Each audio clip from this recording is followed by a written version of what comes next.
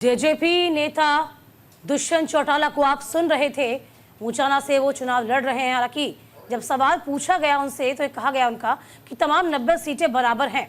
इसके अलावा ये भी कहते नजर आए हैं कि देखिए, छुट्टी का दिन नहीं है, मताधिकार का इस्तेमाल करिए।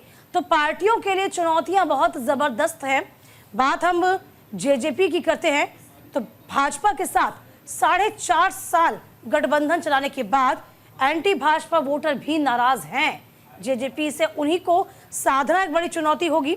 इसके अलावा गठबंधन टूटने के बाद प्रदेश अध्यक्ष समेत 7 विधायक पार्टी छोड़कर चले गए हैं। अब ऐसे में ये देखना बहुत दिलचस्प हो जाएगा कि मुख्य मुकाबले में यदि कांग्रेस और बीजेपी है तो क्या त्रिशंकु स्थिति बना पाएगी जेजेपी, ये देखने वाली बात होगी। हालांकि सभी एड़ी से चोटी का जोर जरूर लगा रहे हैं।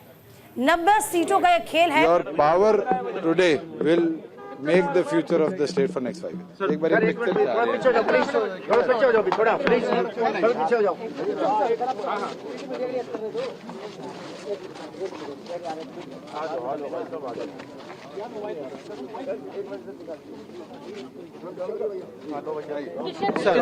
दुष्यंत चौटाला जी सर, आज आपने मतदान किया है। मेरे को जाना है। एक 2 मिनट का सर, दुष्यंत 2 मिनट का दीजिए सर, 2 मिनट का। एक सेकंड गाड़ी पर बैठ।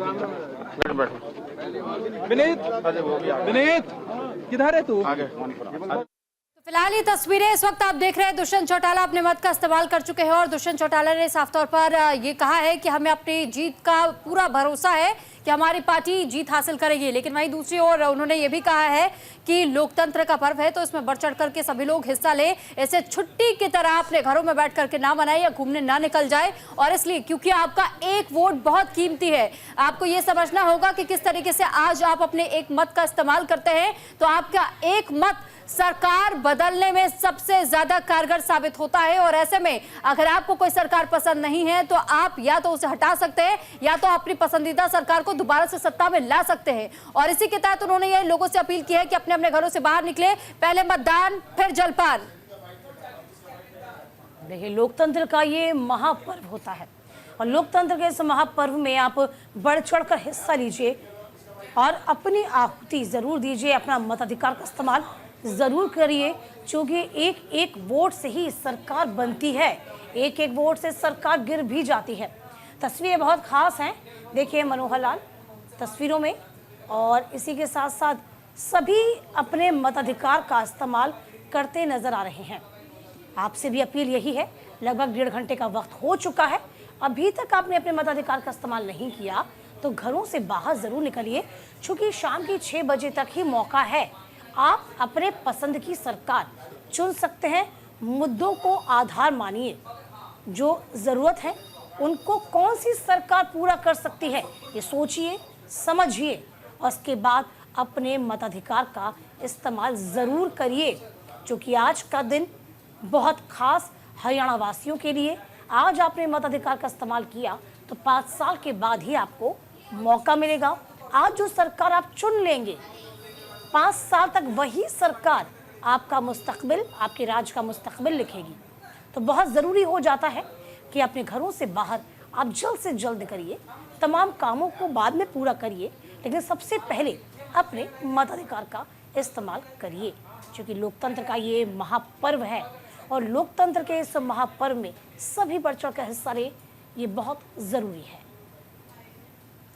तो फिलहाल देखिए, अलग अलग जगहों की तस्वीरें भी हम आपको दिखा रहे हैं और साथ ही ये समझाने की और बताने की भी कोशिश कर रहे हैं कि किस तरीके से इस वक्त हरियाणा में विधानसभा चुनाव आज हो रहे हैं। सुबह 6 बजे से हम आपको तमाम कवरेज भी दिखा रहे हैं और साथ ही सुबह 7 बजे से मतदान की प्रक्रिया की शुरुआत हुई है। शाम 6 बजे तक ये मतदान की प्रक्रिया जारी रहेगी। 90 विधानसभा की सीटें हैं, 1031 कुल उम्मीदवार हैं, 464 निर्दलीय उम्मीदवार हैं। और ऐसे में अब ये माना जा रहा है कि इस बार के चुनाव में जो निर्दलियों का आंकड़ा है ये छोटा आंकड़ा नहीं है।